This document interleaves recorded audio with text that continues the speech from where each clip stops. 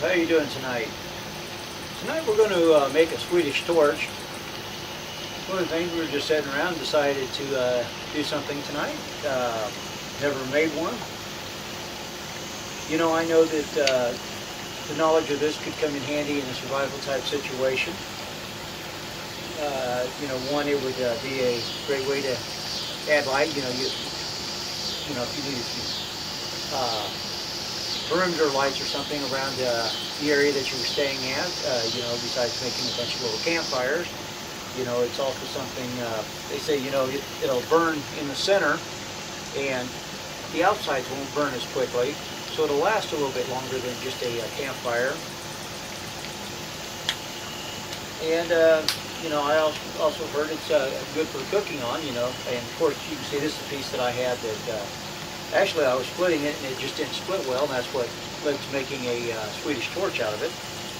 But, you know, you could set a pot on top of there. You could probably dig into the dirt if you was out somewhere and level it off to make it more usable. But, like I said, we're going to do this for the fun of it, and my grandson sitting over there, he's going to do some hot dogs later? Yeah, he thinks he might roast some hot dogs on this. He wanted marshmallows, but we didn't have any. So we'll do hot dogs, okay?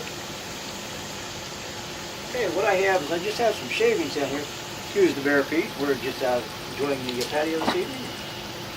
I have some shavings in here.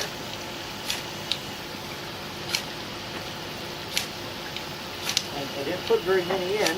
I wanted to see.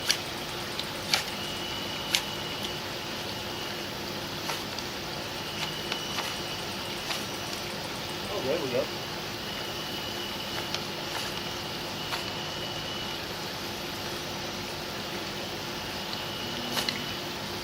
Back.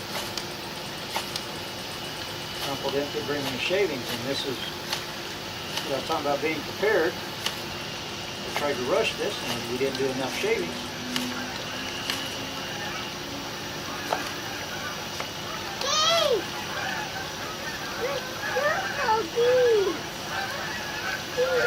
Yep.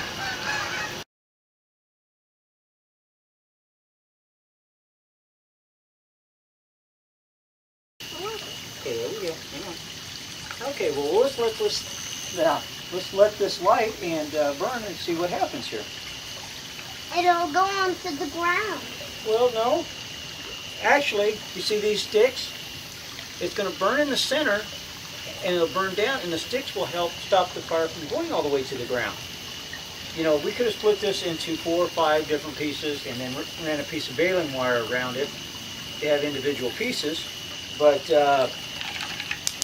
what we did was just took a piece and split it 4 ways, but we didn't go all the way down. We just went about halfway. So that will burn out in the center. The air will come up through here, which I can see if you had 4 individual pieces and then tied with a piece of baling wire, I could see where that might allow more ventilation to help fuel the fire a little bit better.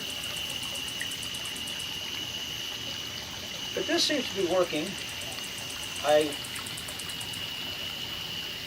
put some sticks in there to help spread it apart. Again, not having ever done this before, I don't know if I spread it apart enough or if I dropped them far enough down, but you know, we'll find out. It's a learning experience. Well, we'll let this burn for a little bit, and we'll come back and get some hot dogs going. See you in a little bit. I'm going back inside. Well, all right, we got the fire up and going. Pull yourself up a chair and grab a cold one there. I want to talk about this a little bit now. A few lessons that I learned while making this, and a few things that I thought of also while making this. Again, I guess lessons learned, if you'd say.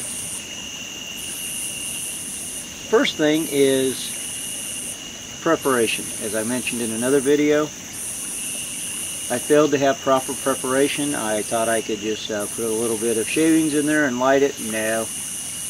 first fire that you saw me light went out almost immediately. It took me several other attempts to get it going. I had to really shove some tinder material and some smaller sticks and stuff down in there, and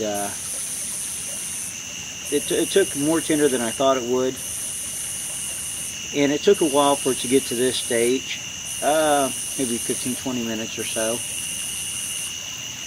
I mean, it's a nice little fire. I could see, but that would be nice to cook on.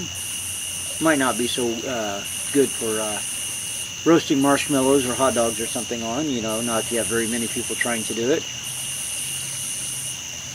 But that's the one thing I've seen is the preparation involved. It doesn't matter what you do in this prepping area or field or whatever you want to call it, or survival. Preparation's key. Whether it's prepping at home and being prepared for what happens, or if it's in making a fire, preparing your materials. I think preparation's the key in everything. And another little thought that came to mind is learning survival skills or bushcrafting skills via YouTube. You know, some of this stuff could be fun. You know, like this. It's a cool little fire to have out on your patio. But some of this stuff that we learn is also, as VietNormbo said, it's not a hobby. It is survival skills. You know, if you think you can sit and watch a video and just run out and do something, you might get lucky once or twice. But how do you know you're going to be able to pull it off in a survival situation? This took me quite a bit to get this to this stage. One, because I didn't prepare, as I said. Two, I halfway watched a few videos and thought I knew what I was doing and really didn't pay attention to what they were doing.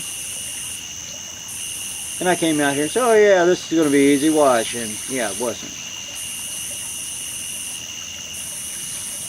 I would hate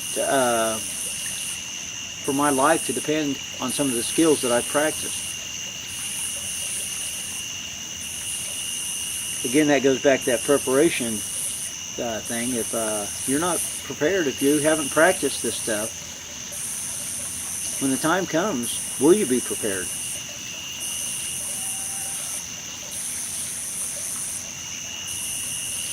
Thanks for watching. Have a good evening.